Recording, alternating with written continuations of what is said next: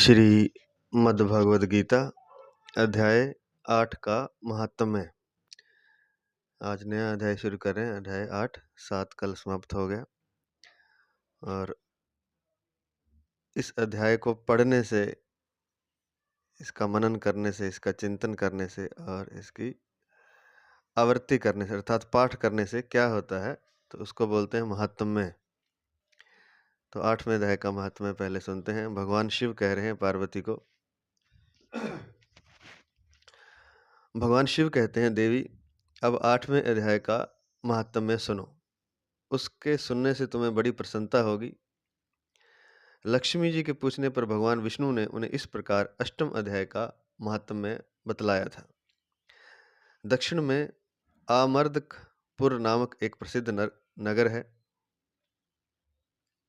वहाँ भाव शर्मा नामक एक ब्राह्मण रहता था, जिसने वेश्या को पत्नी बनाकर रखा था। वह मांस खाता, मदिरा पीता, श्रेष्ठ पुरुषों का धन चुराता, प्रायः स्त्री से व्यभिचार करता और शिकार खेलने में दिलचस्पी रखता था। वह बड़े भयानक स्वभाव का था और मन में बड़े बड़े हौसले रखता था। एक दिन मदिरा पीने वालों का समाज जुटा था। उसमें भाव शर्मा ने भरपेट ताड़ी पी। ताड़ी भी शराब को बोलते हैं, वो जो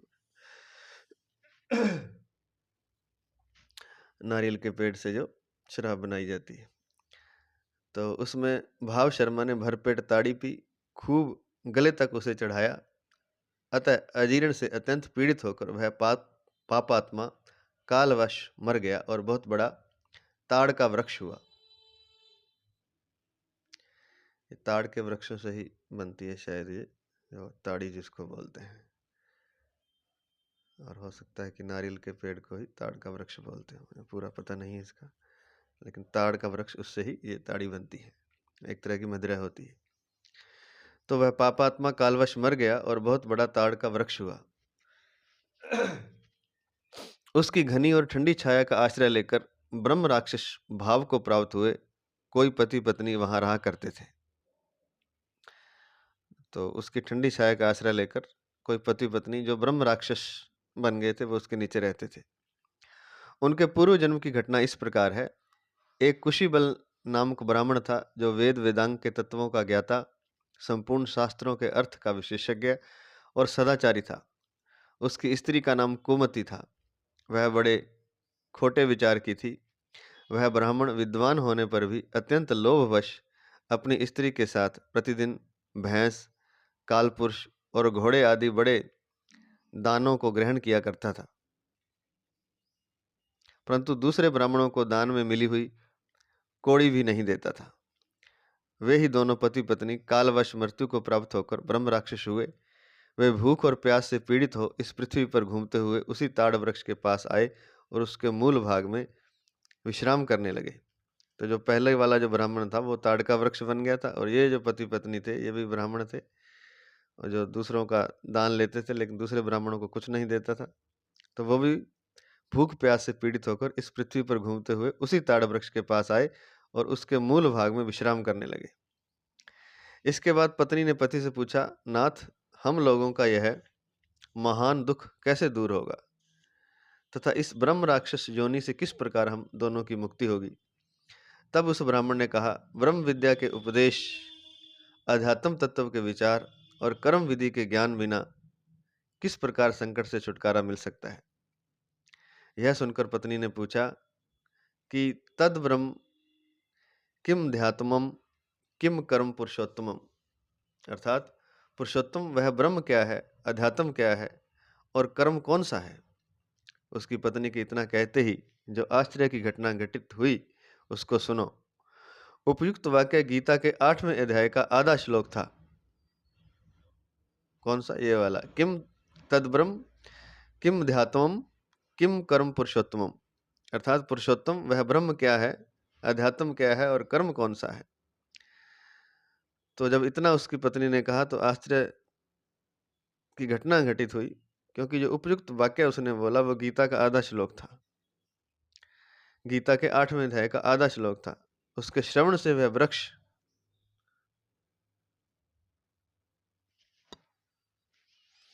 उस ताड़ के वृक्ष के रूप को त्याग कर भाव शर्मा नामक ब्राह्मण हो गया। तत्काल ज्ञान होने से विशुद्ध चित्त होकर वह पाप के चोले से मुक्त हो गया तथा उस आदेश श्लोक के ही महात्म्य से वे पति पत्नी भी मुक्त हो गए। उनके मुख से दैवात ही 8वें अध्याय का आधा श्लोक निकल पड़ा था। तदंतर आकाश से एक दिव्य विमान आया और वे दोनों पति पत्नी उस विमान पर आरूढ़ होकर स्वर्गलोक को चले गए। वहां का यह सारा वृत्तांत अत्यंत आश्चर्यजनक था। उसके बाद उस बुद्धिमान ब्राह्मण भाव शर्मा ने आदरपूर्वक उस आधे श्लोक को लिखा और देव देव जनार्दन की आराधना करने की इच्छा से वह मुक्तिदायिनी काशीपुरी में चला गया। वहां उस उदार बुद्धि वाले ब्राह्मण ने भारी तपस्या आरंभ की। उसी समय क्षीर सागर की कन्या भगवती लक्ष्मी ने हाथ जोड़कर देवताओं के भी देवता जगतपति जनार्दन से पूछा, नाथ आप सहसा नींद त्याग कर खड़े क्यों हो गए? श्री भगवान बोले, देवी काशीपुरी में भागीरथी के तट पर, भागीरथी अर्थात गंगा के तट पर बुद्धिमान ब्राह्मण भाव शर्मा मेरे भक्ति रस से परिपूर्ण होकर अत्यंत कठोर तपस्या कर रहा है। वह अपनी इंद्रियों को वश में करके गीता के 8वें अध्याय के आधे श्लोक का जप करता है। मैं उसकी तपस्या से बहुत संतुष्ट हूँ। बहुत देर से उसकी तपस्या के अनुरूप फल का विचार कर रहा था। फिर इस समय वह फल देने को मैं उत्कंठित हूँ। तो ये क्या हुआ कि वो पहले वाला ब्राह्मण था जो मांस मदिरा आदि का सेवन करता था, वो एक ताड़ का वृक्ष हो गया और एक और पति पत्नी थे ब्राह्मण, वो उस ताड़ के वृक्ष के नीचे ब्रह्म राक्षस हो गए। तो वो आपस में बात कर रहे हैं पति पत्नी कि छूटेंगे कैसे इस राक्षस योनि से, ब्रह्म राक्षस योनि से। तो पत्नी ने संस्कृत में पूछा कि किम तद ब्रह्म किम ध्यात्मम किम कर्म पुरुषोत्तमम। तो यह जो संस्कृत में पूछा तो ये श्लोक गीता के श्लोक से मैच कर गया। मतलब ये जो बात उन्होंने पूछी वो गीता के 8वें अध्याय का आधा श्लोक था। तो इस श्लोक से तुरंत पति पत्नी मुक्त हो गए और स्वर्ग को चले गए। और वो जो ब्राह्मण था वो ताड़ का वृक्ष बना हुआ था, वह वापस अपने रूप में आ गया। तो उस ब्राह्मण को जब पता चला कि आधे श्लोक से ऐसा होता है तो उसने वो आधा श्लोक लिख लिया और फिर काशी चला गया और काशी जाकर उसने बहुत तपस्या की, कठोर तपस्या की और निरंतर उस गीता के इस आधे श्लोक का वह जप करने लगा, किम तद ब्रह्म किम ध्यात्मम किम कर्म पुरुषोत्तमम। तो इतना जब उसने जप किया तो विष्णु भगवान की नींद खुल गई। तो लक्ष्मी जी पूछते हैं कि आप नींद से क्यों जगे? तो उन्होंने कहा कि एक ब्राह्मण मेरा ये गीता के 8वें अध्याय के आधे श्लोक का जप कर रहा है, तो उसको मैं सोच रहा हूं कि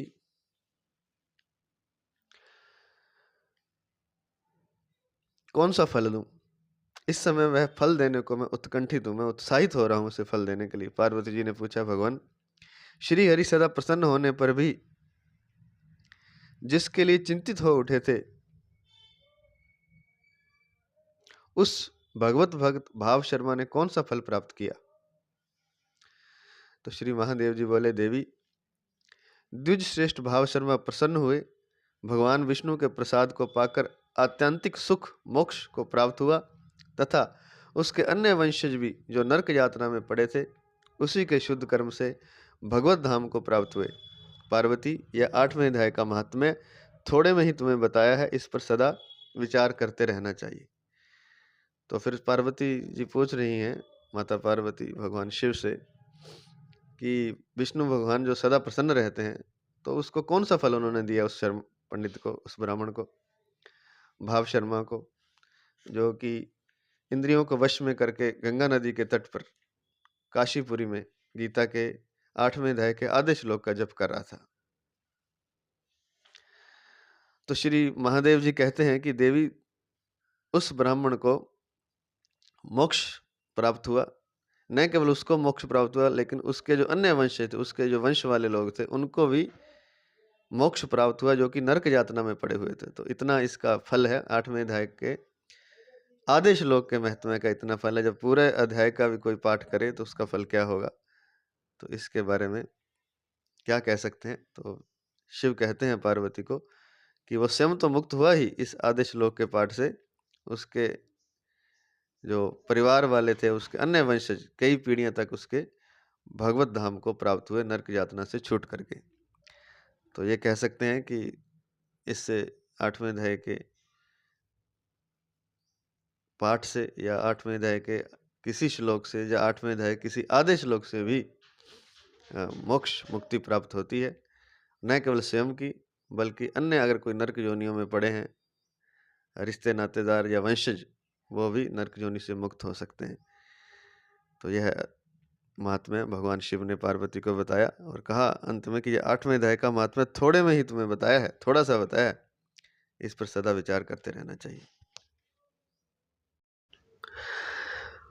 ओम श्री परमात्मने नमः। अथ 8वां अवतरणिका। श्री भगवान ने 7वें अध्याय के अंत में अपने समग्र रूप का वर्णन करते हुए ब्रह्म, अध्यात्म, कर्म, अधिभूत, अधिदैव और अधियज्ञ इन 6 शब्दों का प्रयोग किया और इस समग्र रूप को जानने वाले योगियों को अंत काल में अपनी प्राप्ति बताई। इसको सुनकर इन 6 शब्दों को स्पष्ट रूप से समझने के लिए अर्जुन 8वें अध्याय के आरंभ के ही श्लोक में कुल 7 प्रश्न करते हैं। तो पहला प्रश्न है अर्जुन का भगवान से, किम तद्ब्रह्म किम ध्यात्मम किम कर्म पुरुषोत्तमम अधिभूतं च किम प्रोक्तं धिदैवं किम उच्यते। ये जो श्लोक अभी 8वें अध्याय का हम महात्म्य कर रहे थे, तो उसमें जो उसने पूछा ब्राह्मण की पत्नी ने ब्राह्मण से, तो वही पहला श्लोक है ये, जो कि अर्जुन ने भगवान से पूछा था। तो वो जो उसने पूछा वो संस्कृत में वो इस श्लोक से मैच कर गया। तो पूरा श्लोक ये है, किम तद ब्रह्म किम ध्यात्मम किम कर्म पुरुषोत्तमम अधिभूतम च किम प्रोक्तम धी दैवम किम उच्यते। तो ये श्लोक था। तो जब उसने पूछा कि किम तद ब्रह्म किम अध्यात्मम, कि ब्रह्म क्या है, अध्यात्म क्या है, किम कर्म पुरुषोत्तमम और कर्म क्या है, पति पत्नी बात कर रहे हैं।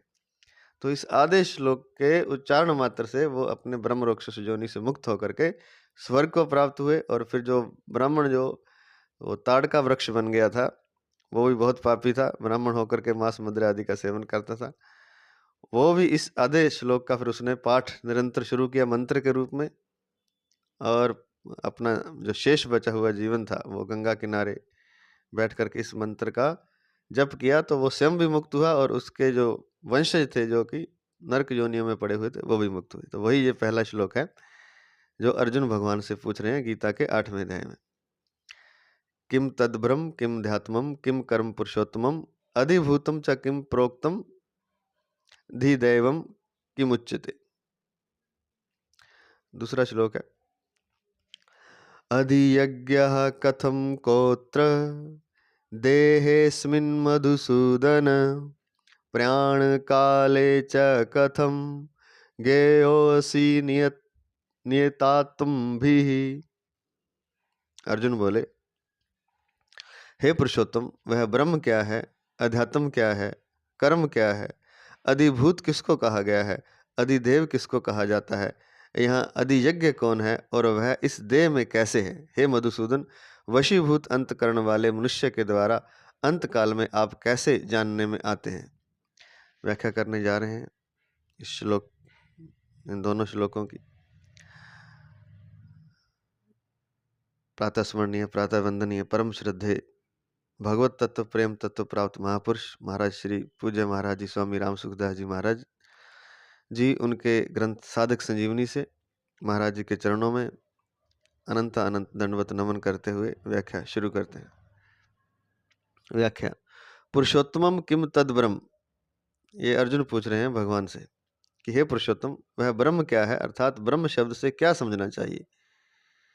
किम अध्यात्मम, अध्यात्म शब्द से आपका क्या अभिप्राय है। किम कर्म, और कर्म क्या है, अर्थात कर्म शब्द से आपका क्या भाव है। फिर पूछते हैं अधिभूतम च किम प्रोक्तम, आपने जो अधिभूत शब्द कहा है उसका क्या तात्पर्य है। फिर पूछते हैं अधिदेवम किम उच्यते, अधिदेव किसको कहा जाता है। फिर पूछते हैं अधियज्ञ कथम कोत्र देशमिना, इस प्रकरण में अधियज्ञ शब्द से किसको लेना चाहिए, वह अधियज्ञ इस देह में कैसे है, और वो अधियज्ञ इस देह में कैसे आ जाता है, इस शरीर में कैसे है। अगला पूछते हैं मधुसूदन प्रयाण काले च कथम गेयोसी नियतात्म भी। हे मधुसूदन, जो पुरुष वशीभूत अंतःकरण वाले हैं, अर्थात जो संसार से सर्वथा हटकर अनन्य भाव से केवल आप में ही लगे हुए हैं, उनके द्वारा अंत काल में आप कैसे जानने में आते हैं, अर्थात वे आपके किस रूप को जानते हैं और किस प्रकार से जानते हैं। तो ये प्रश्न पूछे हैं अर्जुन ने भगवान से कि जो संसार से अलग हट करके केवल आपका ही भजन करते हैं, आपका ही ध्यान करते हैं, तो अंत काल में आप कैसे जानने में आते हैं, अर्थात वे आपके किस रूप को जानते हैं और किस प्रकार से जानते हैं।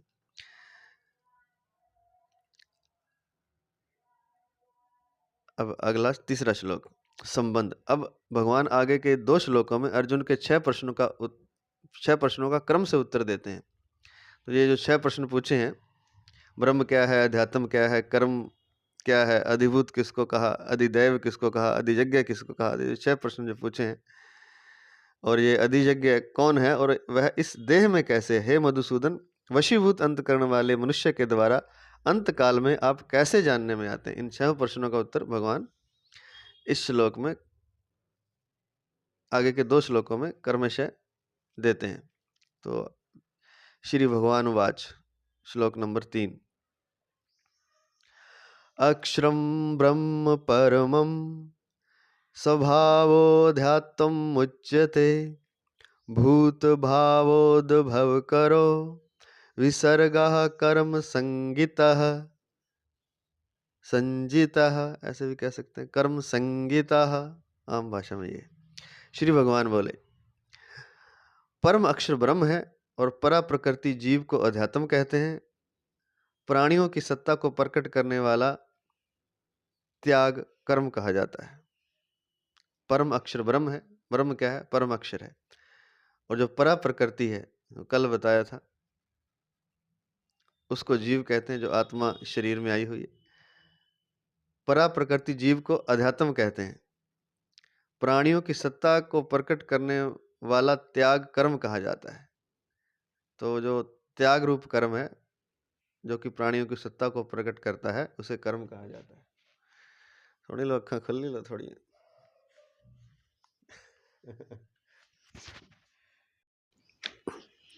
तो व्याख्या इस प्रकार है, अक्षरम ब्रह्म परमम, परम अक्षर का नाम ब्रह्म है। यद्यपि गीता में ब्रह्म शब्द प्रणव, वेद, प्रकृति आदि का वाचक भी आया है, तथापि यहाँ ब्रह्म शब्द के साथ परम और अक्षर विशेषण देने से यह शब्द सर्वोपरि, सच्चिदानंद घन, अविनाशी, निर्गुण निराकार परमात्मा का वाचक है। तो कहते हैं कि ब्रह्म शब्द गीता में अन्य कई जगह आया है, जिसका मतलब प्रणव मतलब ओम भी होता है, वेद को भी ब्रह्म कहा है, प्रकृति को भी, तथापि यहाँ ब्रह्म शब्द के साथ परम और अक्षर विशेषण दे दिया गया है। अक्षरम ब्रह्म परमम, तो यह विशेषण देने से ये परमात्मा के लिए आया है। यह शब्द सर्वोपरि, जो परमात्मा सर्वोपरि है, सच्चिदानंद घन है, सत्य चित आनंद घन, इसको मिलाकर बनता है शब्द सच्चिदानंद घन, कि परमात्मा ही सत्य है, सच है, आनंद स्वरूप परमात्मा ही है, सत्य चित और चैतन्य रूप परमात्मा है, और इन सबका घनीभूत रूप है। तो उनके लिए, अर्थात परमात्मा के लिए ये शब्द आया है। अविनाशी है वो, निर्गुण है, निराकार है, परमात्मा का वाचक है ये ब्रह्म शब्द। अगला पद है स्वभावोऽध्यात्मम् मुच्यते। ऐसे तो आत्मा को लेकर जो वर्णन किया जाता है वह भी अध्यात्म है। अध्यात्म मार्ग का जिसमें वर्णन हो वह मार्ग भी अध्यात्म है, और इस आत्मा की जो विद्या है उसका नाम भी अध्यात्म है। गीता 10वें अध्याय का 32वां श्लोक। परंतु यहाँ स्वभाव विशेषण के साथ अध्यात्म शब्द आत्मा का, अर्थात जीव के होनेपन का, स्वरूप का वाचक है। तो जीव का जो होना है, अर्थात जो आत्मा है, उसका वाचक यहाँ अध्यात्म शब्द है। वैसे अध्यात्म आत्मा का जो वर्णन किया जाता है, या परमात्मा के रास्ते का जो वर्णन किया जाता है, उस सब का नाम भी अध्यात्म है। आत्मा की जो विद्या है उसका नाम अध्यात्म है। आत्मा को जानने की जो विद्या है, आत्मा परमात्मा को, उसका नाम अध्यात्म है। यहाँ पर स्वभाव विशेषण के साथ स्वभावोऽध्यात्मम् उच्यते, इसलिए यहाँ स्वभाव विशेषण के साथ अध्यात्म शब्द आत्मा का, अर्थात जीव के होने का वाचक है। अगला पद है भूत भावोद्भव करो विसर्गः कर्म संजित्यः। संजित्यः, स्थावर जंगम जितने भी प्राणी देखने में आते हैं उनका जो भाव अर्थात होनापन है, उस होनेपन को प्रकट करने के लिए जो विसर्ग अर्थात त्याग है, उसको कर्म कहते हैं।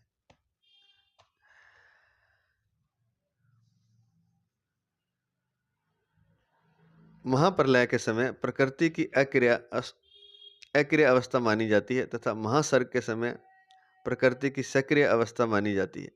इस सक्रिय अवस्था का कारण भगवान का संकल्प है कि मैं एक ही बहुत रूपों से हो जाऊं। भगवान एक संकल्प करते हैं महाप्रलय के बाद, जब महासर्ग आता है, क्योंकि सारी सृष्टि समाप्त हो चुकी है, केवल एक परमात्मा ही होते हैं, और फिर परमात्मा का यह संकल्प होता है मैं एक ही बहुत रूपों से हो जाऊं। इसी संकल्प से सृष्टि की रचना होती है। तात्पर्य है कि महाप्रलय के समय अहंकार और संचित कर्मों के सहित प्राणी प्रकृति में लीन हो जाते हैं। अहंकार और संचित कर्मों के सहित प्राणी प्रकृति में लीन हो जाते हैं, और उन प्राणियों के सहित प्रकृति एक तरह से परमात्मा में लीन हो जाती है। प्राणी अहंकार और संचित कर्मों के साथ प्रकृति में लीन हो जाते हैं, और प्रकृति उन प्राणियों सहित परमात्मा में लीन हो जाती है। उस लीन हुई प्रकृति को विशेष क्रियाशील करने के लिए भगवान का पूर्वोक्त संकल्प ही विसर्ग अर्थात त्याग है।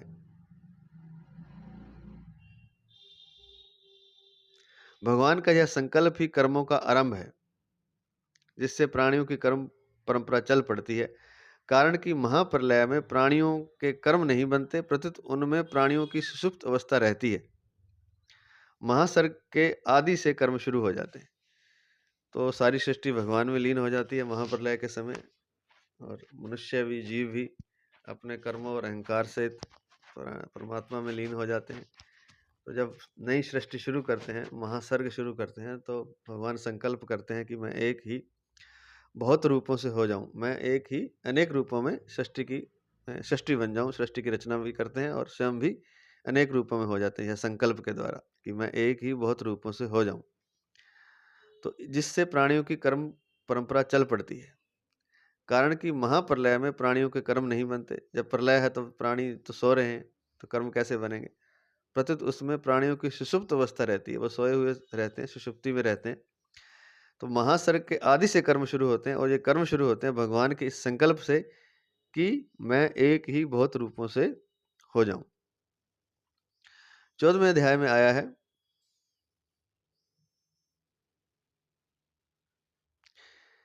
परमात्मा की मूल प्रकृति का नाम महद ब्रह्म है। उस प्रकृति में लीन हुए जीवों का प्रकृति के साथ विशेष संबंध करा देना, अर्थात जीवों का अपने अपने कर्मों के फलस्वरूप शरीरों के साथ संबंध करा देना ही परमात्मा के द्वारा प्रकृति में गर्भ स्थापन करना है। गीता 14वें अध्याय का 3-4 श्लोक। उसमें भी अलग अलग योनियों में तरह तरह के जितने शरीर पैदा होते हैं, उन शरीरों की उत्पत्ति में प्रकृति हेतु है, और उनमें जीव रूप से भगवान का अंश है। उन शरीरों की उत्पत्ति में प्रकृति हेतु है, और उनमें जीव रूप से भगवान का अंश है। ममे वांशो जीव लोके, गीता 15वें अध्याय का 7वां श्लोक। इस प्रकार प्रकृति और पुरुष के अंश से संपूर्ण प्राणी पैदा होते हैं। तो प्रकृति में भगवान गर्भ स्थापन करते हैं। कर्मों के फलस्वरूप शरीरों के साथ संबंध करा देना ही परमात्मा के द्वारा प्रकृति में गर्भ स्थापन करना है। उसमें भी अलग अलग योनियों के तरह तरह जितने शरीर पैदा होते हैं, उन शरीरों की उत्पत्ति में प्रकृति हेतु है, और उनमें जीव रूप से भगवान का अंश है। ममे वांशो जीवलोके। इस प्रकार प्रकृति और पुरुष के अंश से संपूर्ण प्राणी पैदा होते हैं। तो एक तो प्रकृति और पुरुष कौन? भगवान। तो वो उन दोनों के अंश से संपूर्ण प्राणी पैदा होते हैं। भगवान ही अनेक रूपों में प्रकट हो जाते हैं।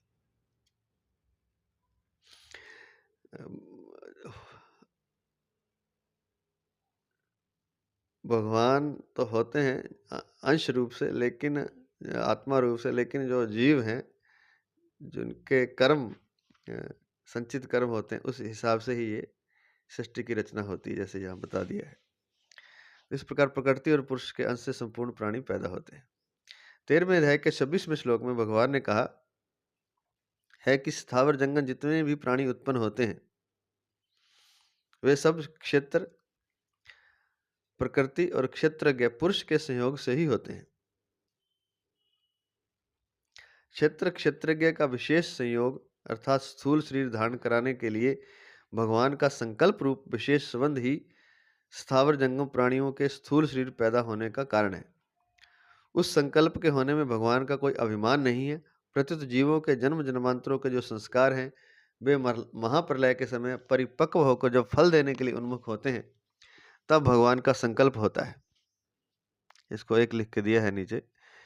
इस प्रकार जीवों के कर्मों की प्रेरणा से भगवान में मैं एक ही बहुत रूपों से हो जाऊं यह संकल्प होता है। मनुष्य मात्र के द्वारा विहित और निषिद्ध जितनी क्रियाएं होती हैं उन सब क्रियाओं का नाम कर्म है। तात्पर्य है कि मुख्य कर्म तो भगवान का संकल्प हुआ और उसके बाद कर्म परंपरा चलती है। तो एक ये कहना चाहते हैं कि पुरुष तो हैं भगवान, जिसको क्षेत्रज्ञ भी कहा गया है, पुरुष भी कहा गया है, और एक है क्षेत्र अर्थात प्रकृति। तो इन दोनों के संयोग से जितने भी स्थावर जंगम जितने भी प्राणी पैदा होते हैं वो सब इसी संयोग से पैदा होते हैं। और भगवान का जो संकल्प है वही स्थावर जंगम प्राणियों के स्थूल शरीर पैदा करने का कारण है। और इस भगवान के संकल्प में कोई अहंकार नहीं है, कोई अभिमान नहीं है। जीवों के जो जन्म जन्मांतर के संस्कार हैं महाप्रलय में जब वे पक जाते हैं तो वे फल देने के लिए उन्मुख हो जाते हैं, तब भगवान अपने संकल्प से शरीर दे देते हैं। तो होता जो है भगवान के संकल्प से है कि मैं एक ही बहुत रूपों से हो जाऊं। तो महाप्रलय के समय परिपक्व होकर जब फल देने के लिए उन्मुख होते हैं तब भगवान का संकल्प होता है। इसको एक लिख के दिया है नीचे। जैसे कर्म करते करते थकावट होती है तो कर्तृत्वाभिमान कर्म फलाशक्ति और संचित कर्मों के ज्यों के त्यों रहते हुए ही प्राणियों को नींद आ जाती है। नींद में विश्राम पाने से थकावट दूर होती है और कर्म करने के लिए शरीर इंद्रियां मन बुद्धि में ताजगी आती है, समर्थ्य आती है। तो जब नींद आ जाती है ना तो कर्तृत्व अभिमान बचता है, ना कर्म फलाशक्ति और ना संचित कर्म, लेकिन रहते हैं ज्यों का त्यों रहते हुए भी प्राणियों में नींद आ जाती है। तो नींद से फिर शरीर इंद्रियां मन बुद्धि में ताजगी आ जाती है, समर्थ्य आती है। इसी रीति से प्राणी कर्तृत्वाभिमान कर्म फलाशक्ति और संचित कर्मों के सहित प्रलय में सूक्ष्म प्रकृति में और महाप्रलय में कारण प्रकृति में लीन हो जाते हैं। उस लीन हुए प्राणियों के संचित कर्म विश्राम पाकर परिपक्व होकर अर्थात प्रारब्ध रूप होकर फल देने के लिए उन्मुख हो जाते हैं। तब भगवान का संकल्प होता है और उस संकल्प से प्राणियों का जन्मारंभ कर्मों के साथ विशेषता से संबंध जुड़ जाने का नाम ही कर्म है। तब भगवान का संकल्प होता है और उस संकल्प से प्राणियों का जन्मारंभक कर्मों के साथ विशेषता से संबंध जुड़ जाने का नाम ही कर्म है। तो जैसे वो कह रहे हैं कि नींद आ जाती है तो कर्म तो पड़े रहते हैं, जो कर्तापन है, कर्म फलाशक्ति है, फल की जो इच्छा है, और संचित कर्म है वो जो को त्यों रहते हैं नींद में। नींद से थकावट दूर होती है, पुनः ताजगी से फिर कर्म करता है मनुष्य। ऐसे ही प्रलय और महाप्रलय में बताया है कि कर्तृत्वाभिमान कर्म फलाशक्ति और संचित कर्म ये सूक्ष्म प्रकृति में और महाप्रलय में कारण प्रकृति में लीन हो जाते हैं। तो उन लीन हुए प्राणियों के संचित कर्म विश्राम जब हो जाता है, विश्राम पाकर परिपक्व हो जाते हैं अर्थात प्रारब्ध रूप फल देने के लिए उन्मुख हो जाते हैं, तब भगवान का संकल्प होता है। और उस संकल्प से प्राणियों का जन्मारंभक कर्मों के साथ विशेषता से संबंध जुड़ जाने का नाम ही कर्म है। तो जो संकल्प भगवान का वो कर्मों से जुड़ जाता है तो जीव का जन्म होता है और उसी का नाम, वो जो कर्म जुड़ जाते हैं जीव के साथ, वही कर्म है। परिशिष्ट भाव स्वभावोध्यात्म उच्यते। परा प्रकृति भगवान का स्वभाव है। प्रकृतिम विद्धि में पराम, गीता 7वें अध्याय का 5वां श्लोक। प्रकृति को हो चाहे स्वभाव को हो, एक ही बात है। यह परा प्रकृति अर्थात जीव ही अध्यात्म नाम से कहा गया है। इसको भगवान ने अपना अंश भी बताया है। ममे वांशो जीव लोके, गीता 15वें अध्याय का 7वां श्लोक। तो जो हमारे अंदर जो आत्मा है जिससे ये शरीर चल रहा है, वो भगवान का अंश है। उसको प्रकृति भी कह देते हैं, उसको स्वभाव भी कहते हैं, उसको अध्यात्म भी कहते हैं, उसको आत्मा भी कहते हैं। अगला पद है स्वभावोध्यात्म उच्यते का दूसरा तात्पर्य है कि बालक जवानी और वृद्धावस्था में, जागृत स्वप्न और सुषुप्ति में, 84 लाख योनियों में, सर्ग और प्रलय में, महासर्ग और महाप्रलय में भी जीव का कभी अभाव नहीं होता। ना भावो विद्यते सता, सत्य का कभी अभाव होता ही नहीं।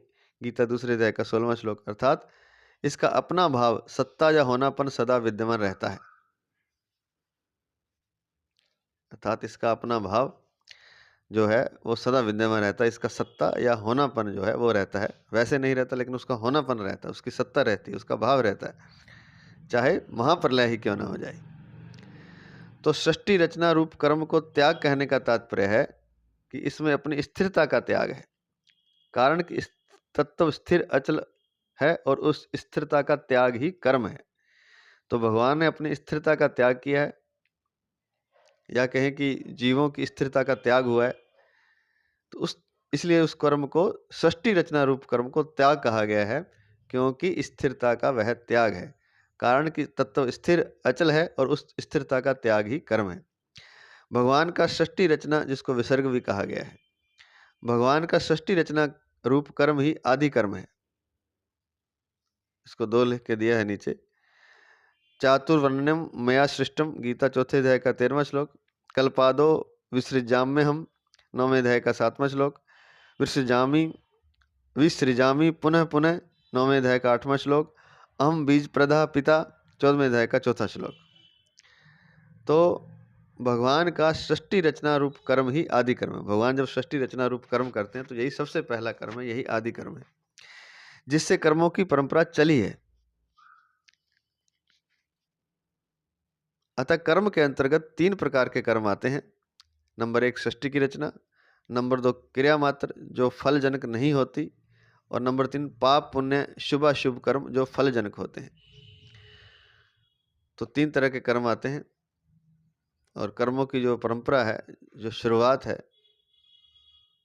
वो भगवान जब महाप्रलय के बाद या सृष्टि के आदि में सर्ग की रचना जब करते हैं, तब सृष्टि रचना रूप जो कर्म है वही आदि कर्म है भगवान का, जिनसे कि कर्मों की परंपरा चलती है।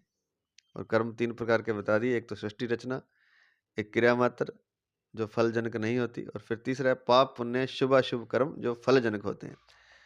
तो जो पाप और पुण्य कर्म करते हैं, पाप का फल पाप और पुण्य का पुण्य में मिलता है। तो शुभ अशुभ कर्म है जो कि फल जनक होते हैं। शुभ से पुण्य है, पुण्य से शुभ कर्म होते हैं, और पाप से अशुभ कर्म होते हैं, और उसका फल भी पाप पुण्य के रूप में मिलता है।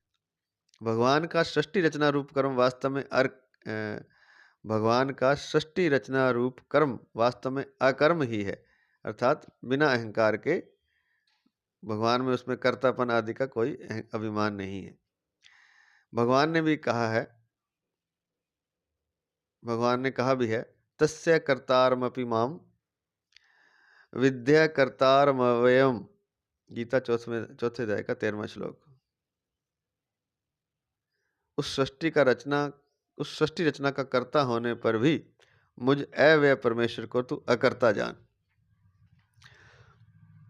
अगला श्लोक है श्लोक नंबर 4।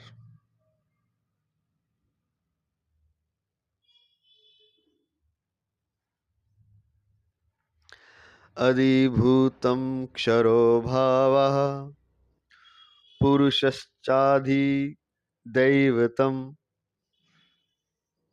अधियज्ञो हमेवात्र देहे देहे भृतां वर।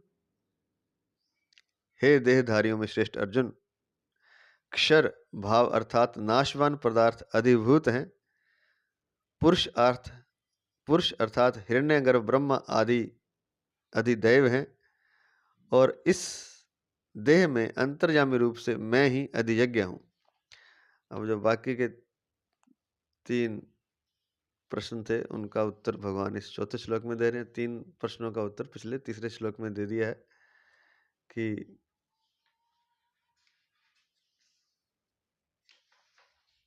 ब्रह्म क्या है, अध्यात्म क्या है और कर्म क्या है।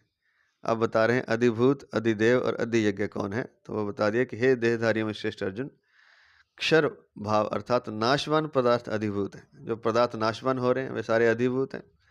जो ब्रह्मा जी हैं जिनको हिरण्यगर्भ कहा गया वो अधिदैव हैं और इस देह में अंतर्यामी रूप से मैं ही अधियज्ञ हूँ और इस देह में मैं बैठा हुआ हूँ अंतर्यामी रूप से, वो मैं अधियज्ञ हूँ।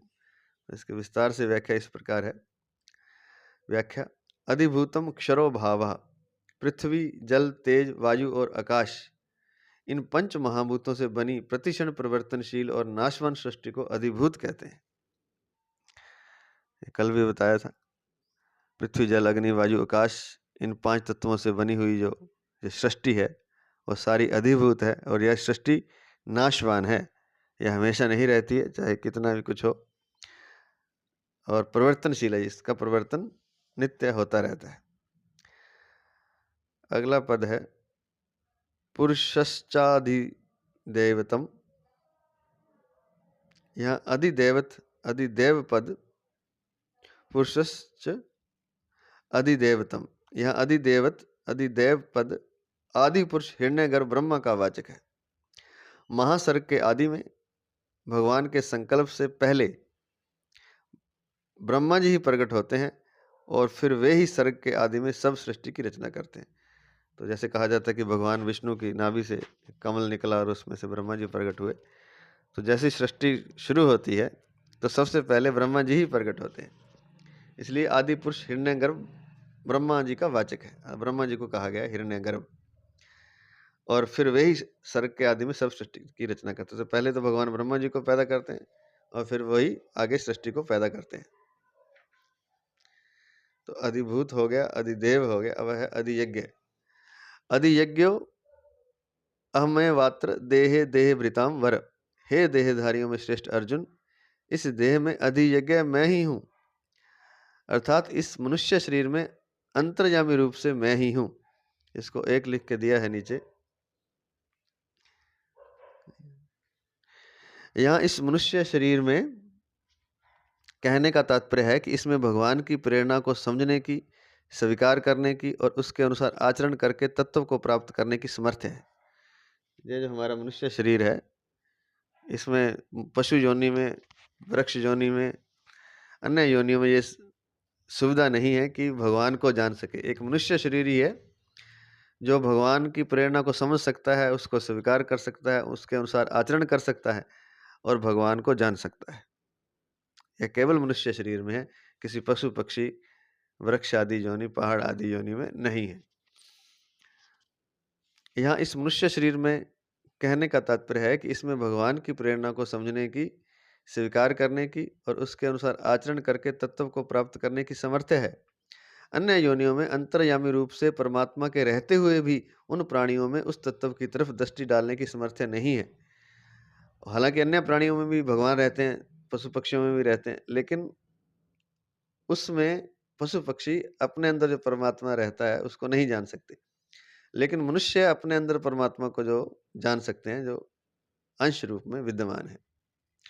और मनुष्य शरीर में जो विवेक प्राप्त है वह विवेक उन शरीरों में जागृत नहीं है, वह पशु पक्षियों में जागृत नहीं है, जो मनुष्य शरीर में जागृत है। अतः मनुष्य को चाहिए कि वह इस शरीर के रहते रहते उस तत्व को प्राप्त कर ले, इस दुर्लभ अवसर को व्यर्थ न जाने दे। तो ये थी बात। भगवान ने गीता में हरिदि सर्वस्य विष्ठितम 13वें अध्याय का 17वां श्लोक, सर्वस्यम चाहम हरिदि सन्निविष्टः 15वें अध्याय का 15वां श्लोक, ईश्वरः सर्वभूतानां हृदेशे अर्जुन तिष्ठति, हृदेशे अर्जुन तिष्ठति 18वें अध्याय का 61वां श्लोक, आदि में अपने को अंतर्यामी रूप से सबके हृदय में विराजमान बताया। तो भगवान ये कह रहे हैं कि मैं अंतर्यामी रूप से सबके हृदय में, सब शरीरों में रहता हूँ, और रहने का स्थान भी बताया है कि हृदय में रहता हूँ। और रहता कैसे हूँ? अंतर्यामी रूप से। मैं सब कुछ जानता रहता हूँ। जो भी शरीर द्वारा क्रियाएं होती हैं वो सब भगवान को पता चलती रहती हैं, वो सब जानते हैं। अहमेव अन्न, अहमेव अत्र देहे, अहमेव अत्र 2 लिख के दिया है नीचे। दूसरे श्लोक में तो अत्र पद प्रकरण के लिए आया है तथा अस्मिन पद देह के लिए आया है, पर यहाँ अत्र पद देह के लिए ही आया है। कारण कि अर्जुन ने प्रश्न में अत्र पद देकर प्रकरण का संकेत कर दिया है, इसलिए अब उसका उत्तर देते हुए प्रकरण के लिए अत्र पद देने की जरूरत नहीं है। तो अहमेव अत्र देह कहने का तात्पर्य है कि दूसरी योनियों में तो पूर्वकृत कर्मों का भोग होता है, नए कर्म नहीं बनते, पर इस मनुष्य शरीर में नए कर्म भी बनते हैं। उन कर्मों के प्रेरक अंतर्यामी भगवान होते हैं। इसको 3 लिख के दिया है नीचे। कर्मों की प्रेरणा भगवान मनुष्य के स्वभाव के अनुसार करते हैं। यदि स्वभाव में राग द्वेष है तो उस राग द्वेष के वशीभूत होना अथवा ना होना मनुष्य के हाथ में है। वह शास्त्र, संत तथा भगवान का आश्रय लेकर अपने स्वभाव को बदल सकता है। तो जो कर्म भगवान इस जीव से करवा लेते हैं वो उसके स्वभाव के अनुसार कराते हैं। जैसा उसका स्वभाव है वैसे कर्म भगवान उससे करवा लेते हैं। और कहते हैं कि यदि स्वभाव में राग और द्वेष है तो उस राग द्वेष के वशीभूत होना अथवा ना होना मनुष्य के हाथ में है। तो भगवान कर्म तो करवा लेते हैं, और स्वभाव में अगर राग द्वेष है तो उसका गुलाम होना ना होना वो मनुष्य के हाथ में है। अगर उससे बचना चाहता है मनुष्य अपने स्वभाव के राग द्वेष आदि से, तो वह शास्त्र का, संत का और भगवान का आश्रय लेकर अपने स्वभाव को बदल सकता है।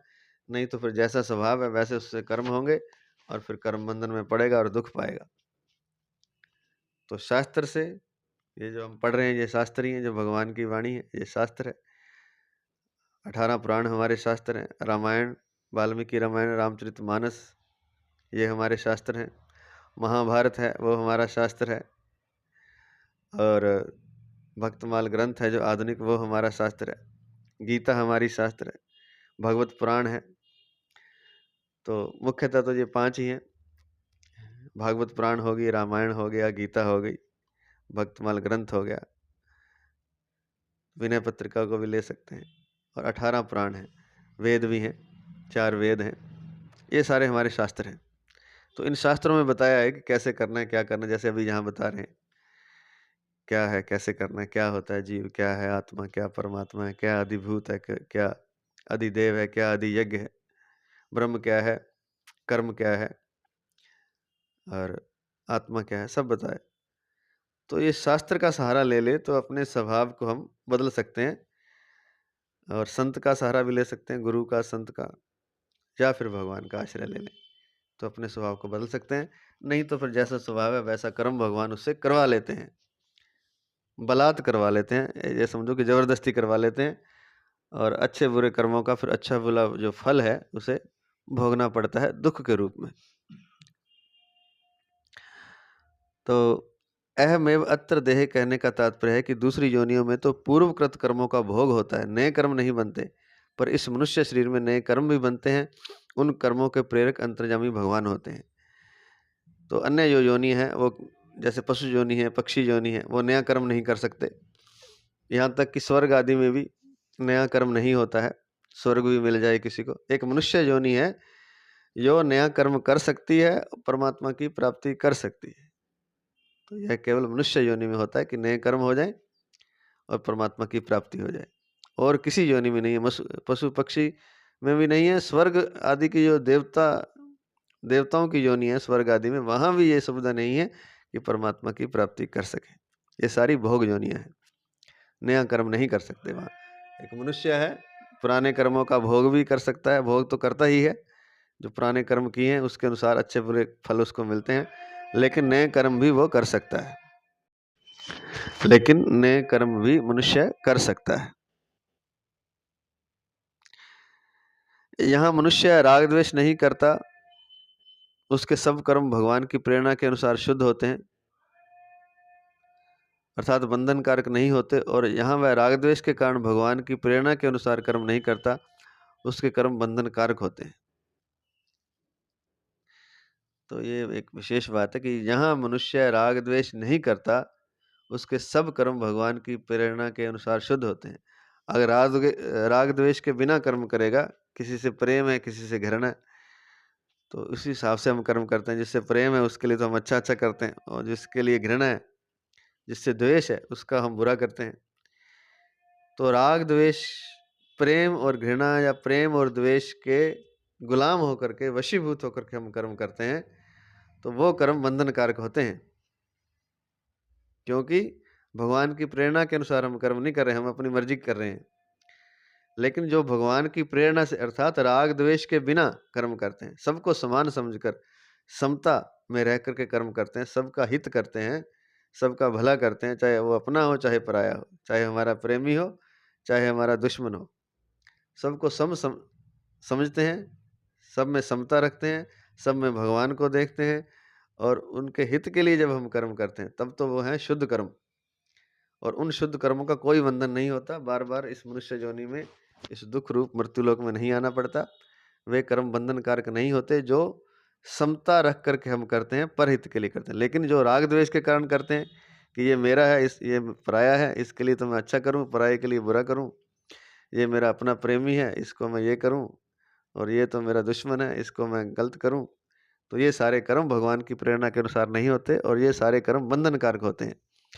कारण कि राग और द्वेष मनुष्य के महान शत्रु हैं। गीता 3 अध्याय का 34वां श्लोक, उसमें लिखा है।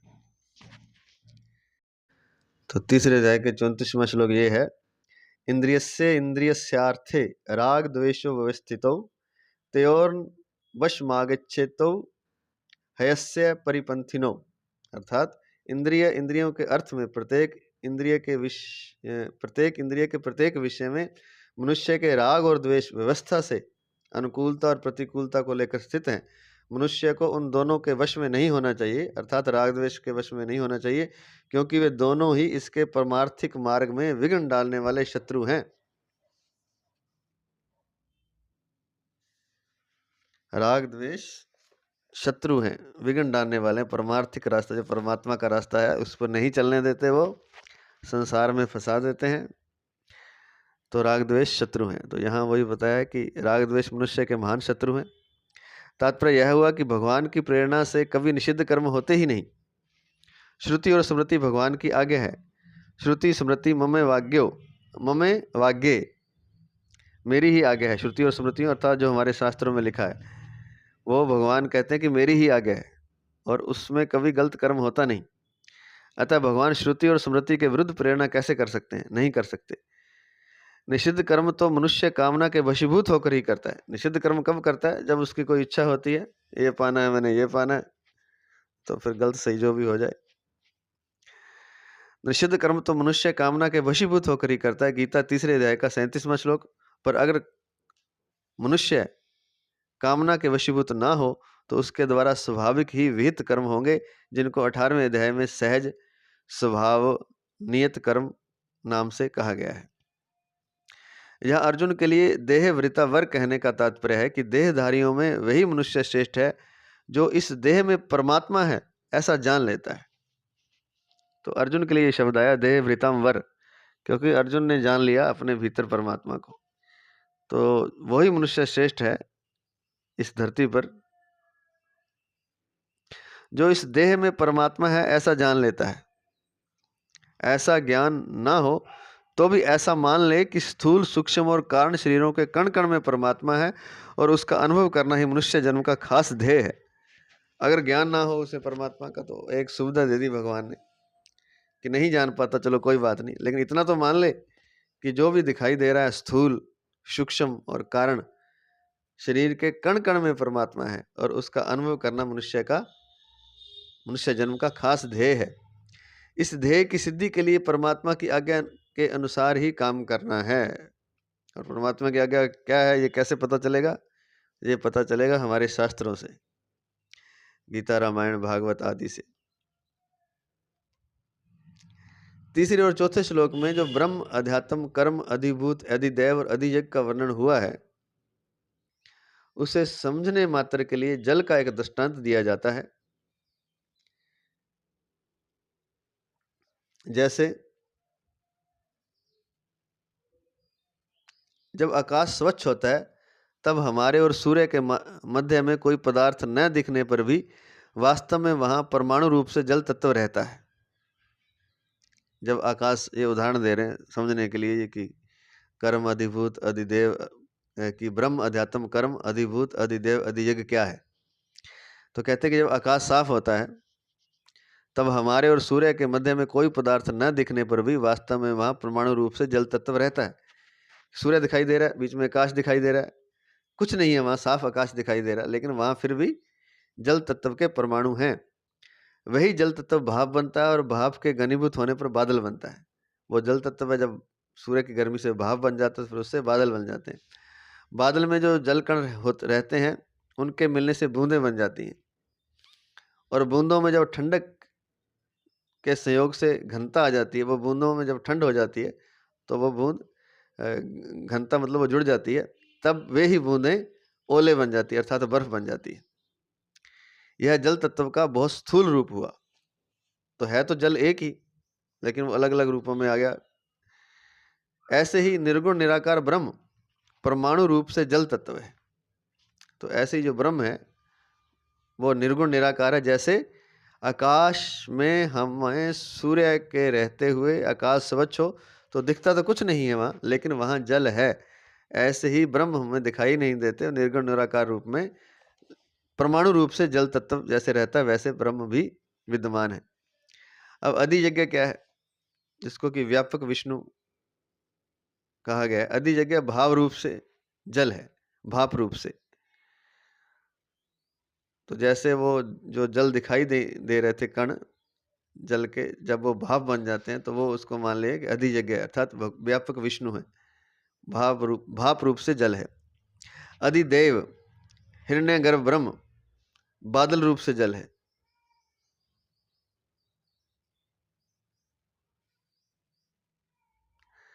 थोड़ा सा ये हो गया इसमें, ये है कि ये उदाहरण दिया जो जल तत्व का बहुत स्थूल रूप हुआ। तो जल तत्व के अलग अलग रूप हैं। ऐसे ही निर्गुण निराकार ब्रह्म जो है वो जल तत्व ही है। अब जल तत्व के रूप कैसे बनते हैं वो बताया है। तो निर्गुण निराकार ब्रह्म परमाणु रूप से जल तत्व, ऐसा माने। अब फिर चलते हैं अधियज्ञ पर, जो कि व्यापक विष्णु है। वो भाप रूप से जल है। वो दिखाई तो नहीं दे रहा, लेकिन भाप है, जल है। भाप दिखाई नहीं देती, लेकिन जल उसमें होता है, कण होते हैं जल के, थोड़ी थोड़ी दिखती भी है। अधिदेव हिरण्यगर्भ ब्रह्म बादल रूप से जल है। तो जो सारा ये सृष्टि दिखाई दे, जैसे वो भाप इकट्ठी हो जाती है तो बादल बन जाते हैं, तो बादल फिर दिखाई देने लगते हैं। भाप तो नहीं दिखती, लेकिन बादल दिखते हैं। ऐसे ही ये अधिदेव हिरण्यगर्भ ब्रह्म जो सृष्टि है वो अधिदेव है, जैसे बादल बन जाते हैं भाप से। और फिर है अध्यात्म, अनंत जीव बूंदे रूप से जल है। अब अध्यात्म क्या है, अनंत जीव। जैसे वो उस भाप बादल, पहले भाप से बादल बने, फिर बादल से अनेक बूंदे बन गई। तो पहले जो विष्णु थे वो ब्रह्मा जी हो गए, ये समझिए, बादल रूप से। और फिर अनेक बूंदें पैदा हुई जो धरती पर गिर रही हैं, वो अनेक आत्माएं हो गई, जीव, अनंत जीव हो गए। कर्म क्या है, कर्म सृष्टि रचना रूप कर्म वर्षा की क्रिया है। अब वर्षा गिर रही है, वर्षा हो रही है, ये क्रिया जो है वो कर्म है। और अधिभूत भौतिक सृष्टि मात्र बर्फ रूप से जल है। और जो सारी सृष्टि दिखाई दे रही है वो बर्फ रूप है, जैसे जल बर्फ बन जाता है, ऐसे अधिभूत अर्थात कोई वृक्ष बन गया है, कोई मनुष्य बन गया है, कोई पहाड़ बन गया है, कोई नदी बन गया है। तो दोबारा से सुन लें इसको, थोड़ा ये समझने वाली बात है वैसे तो, कि निर्गुण निराकार ब्रह्म परमाणु रूप से जल तत्व है। परमाणु रूप से है, जो कि दिखाई नहीं दे रहा, सूक्ष्म है। जैसे कि सूर्य और जब आकाश साफ होता है तो वहां परमाणु रूप से जल होता है, लेकिन दिखाई नहीं देता। ठीक है। फिर है अधियज्ञ व्यापक विष्णु। वो जब जल भाप बन रहा है तो वो समझिए कि व्यापक विष्णु है, जिसको कि अधियज्ञ कहा है, अर्थात भाप रूप से जल है। फिर है अधिदेव हिरण्यगर्भ ब्रह्म, जो बादल रूप से जल है, वो जो भाप बना वो फिर बादल बन गया, तो वो ब्रह्मा जी हो गए, अधिदेव हो गए। मतलब वो एक जल का एक थोड़ा सा संगठित रूप हो गया। फिर है अध्यात्म, जो उस बादल से बूंदें बरसने लगी, वो अनंत जीव अर्थात अध्यात्म अर्थात आत्माएं हो गई। फिर जो वर्षा की क्रिया हो रही है वह है कर्म। और जो अधिभूत है, जो भौतिक सृष्टि है, वो जैसे ओले बन जाते हैं, वो ठंड पड़ने से बर्फ पानी जम जाता है तो उसके अलग अलग रूप बन जाते हैं, तो जो रूप बन गए वो हो गई सृष्टि। तो ये बात है। इस वर्णन का तात्पर्य यह हुआ कि जैसे एक ही जल परमाणु, भाप, बादल, वर्षा की क्रिया, बूंदें और ओले अर्थात बर्फ के रूप में भिन्न भिन्न दिखता है, पर वास्तव में एक है। जल तो एक है, कभी वो भाप बनता है, कभी बादल बनता है, कभी परमाणु बनता है, कभी वर्षा बनता है, कभी बूंदे बनता है, कभी ओले बन जाता है, तो वास्तव में वो एक है। ऐसे ही इसी प्रकार एक ही परमात्मा तत्व ब्रह्म अध्यात्म, कर्म, अधिभूत, अधिदेव, अधिजग के रूप में भिन्न भिन्न प्रतीत होते हुए भी तत्वतः एक ही है। ऐसे ही परमात्मा तत्व भी एक है, लेकिन उसके अलग अलग रूप हैं। कभी वो ब्रह्म बनता है, कभी अध्यात्म, कभी कर्म, कभी अधिभूत, कभी अधिदेव और कभी अधिजग रूप से भिन्न भिन्न प्रतीत होते हुए भी तत्वतः एक ही है। इसी को 7वें अध्याय में समग्रम, 7वें अध्याय का पहला श्लोक, और वासुदेवा सर्वम 7वें अध्याय का 19वें श्लोक में कहा गया है कि समग्रम अर्थात सारा कुछ परमात्मा ही है। जैसे सारा जल, बादल, बूंदें जो कुछ भी है वो सब जल ही है, ऐसे ही सब परमात्मा ही है। इसलिए कहा गया 7वें अध्याय के 19वें श्लोक में वासुदेवा सर्वम, सब जगह भगवान ही भगवान है, श्री कृष्ण ही कृष्ण है, जो भी दिखाई दे रहा है। तात्विक दृष्टि से तो सब कुछ वासुदेव ही है, 7वें अध्याय का 19वां श्लोक। इसमें भी जब विवेक दृष्टि से देखते हैं तब शरीर, शरीरी, प्रकृति, पुरुष ऐसे दो भेद हो जाते हैं। तो सब कुछ वास्तविक तात्विक दृष्टि से सब भगवान है, सब वासुदेव है, भगवान है। लेकिन जब विवेक से देखते हैं तो शरीर और शरीरी, एक तो ये शरीर है और इसके अंदर जो आत्मा है वो शरीरी है, एक ये प्रकृति है जो दिखाई दे रही है, एक ये पुरुष है। ऐसे दो भेद हो जाते हैं। उपासना की दृष्टि से देखते हैं तो उपास्य परमात्मा, उपासक जीव। तो तात्विक दृष्टि से तो केवल परमात्मा है, विवेक दृष्टि से दो हो जाते हैं, शरीर और शरीरी। और भजन पूजा अर्थात उपासना की दृष्टि से देखते हैं तो तब भी दो हो जाते हैं, तो तीन हो जाते हैं। एक उपास्य जिसकी पूजा करनी है वो परमात्मा, जिसकी उपासना करनी, एक उपासक जो पूजा कर रहा है अर्थात जीव अर्थात मनुष्य, और त्याज्य प्रकृति का कार्य संसार, ये तीन भेद हो जाते हैं। जो प्रकृति का सारा कार्य संसार है, कर्म है, वो त्याज्य है। कर्म नहीं छोड़ना, कर्म का फल का भाव छोड़ना त्याज्य है। तो ये तीन चीज़ हो जाती हैं। जब उपासना की दृष्टि से देखते हैं तो उपास्य परमात्मा, उपासक जीव और त्याज्य अर्थात प्रकृति का कार्य संसार, ये तीन भेद हो जाते हैं। इन तीनों को समझने के लिए यहाँ इनके 6 भेद किए गए हैं। 6 भेद कौन से? ब्रह्म, अध्यात्म, कर्म, अधिजज्ञ, अधिदेव, अधिभूत। तो 6 भेद किए गए हैं। परमात्मा के 2 भेद, ब्रह्म निर्गुण और अधिजज्ञ सगुण। परमात्मा के तो 2 ही भेद हैं, एक सगुण है, एक निर्गुण है। जो निर्गुण है वो ब्रह्म है और जो सगुण है वो अधिजज्ञ है। जीव के 2 भेद हैं, अध्यात्म सामान्य जीव जो कि बद्ध है, और अधिदेव कारक पुरुष जो कि मुक्त है। संसार के 2 भेद हैं, कर्म जो कि परिवर्तन का पुंज है और अधिभूत जो कि पदार्थ है। तो इसको यहाँ एक ये डायग्राम भी बनाया हुआ है, तो इसको इसमें डाल देते हैं डायग्राम को। दोबारा से सुन लीजिए थोड़ा सा। तात्विक दृष्टि से तो सब कुछ वासुदेव ही है। इसमें भी जब विवेक दृष्टि से देखते हैं तब शरीर, शरीरी, प्रकृति, पुरुष, पुरुष ऐसे 2 भेद हो जाते हैं। उपासना की दृष्टि से देखते हैं तो उपास्य अर्थात परमात्मा, उपासक अर्थात जीव और त्याज्य अर्थात प्रकृति का कार्य संसार, ये 3 भेद हो जाते हैं। इन तीनों को समझने के लिए यहाँ इनके 6 भेद किए गए हैं। तो 2 भेद तो परमात्मा के हैं, 2 जीव के हैं, 2 संसार के हैं, टोटल जो 6 भेद हैं। तो परमात्मा के 2 भेद कौन से हैं? ब्रह्म निर्गुण और अधिजज्ञ सगुण। तो एक तो निर्गुण ब्रह्म है, एक जो जीव परमात्मा जो जीव में आ गया है वो अधिजज्ञ। तो परमात्मा के 2 भेद हो गए। ऐसे ही जीव के 2 भेद हैं, अध्यात्म सामान्य जीव जो कि बद्ध है, जो कि बंधन में पड़ा हुआ है, वो है। एक अधिदेव जैसे ब्रह्मा आदि हैं, कारक पुरुष जो कि मुक्त हैं। तो जीव भी दो तरह के हैं, एक ब्रह्मा भी भगवान की सृष्टि है, और जो आम जीव हम जैसे जीव हैं जो कि बद्ध हैं, सामान्य जीव हैं। तो ये जीव भी दो तरह के हैं, अध्यात्म अर्थात हम लोग सामान्य जीव, और अधिदेव ब्रह्मा आदि देव पुरुष जो कि कारक पुरुष हैं, जो कि मुक्त हैं। और संसार के ही फिर दो वेद बताए हैं, एक कर्म है, एक अधिभूत है। कर्म जो कि परिवर्तन का पुंज है, कर्म द्वारा आप परिवर्तित हो सकते हैं, परिवर्तन का पुंज है। और अधिभूत जो सृष्टि दिखाई दे रही है, वह भी कर्म के कारण ही दिखाई दे रही, तो वो जो कि पदार्थ है वो अधिभूत है। तो कर्म के दो भेद हैं, जीव के दो भेद हैं, परमात्मा के दो भेद हैं। तो आज इतना ही। जय श्री कृष्ण, जय जय श्री कृष्ण, जय जय श्री कृष्ण। ये 8वें अध्याय का चौथा श्लोक, उसका 583 पेज तक हो गया है। विशेष बात रह गई है इस चौथे श्लोक की, वो हम कल करेंगे। जय श्री कृष्ण, जय जय श्री कृष्ण, जय जय श्री कृष्ण।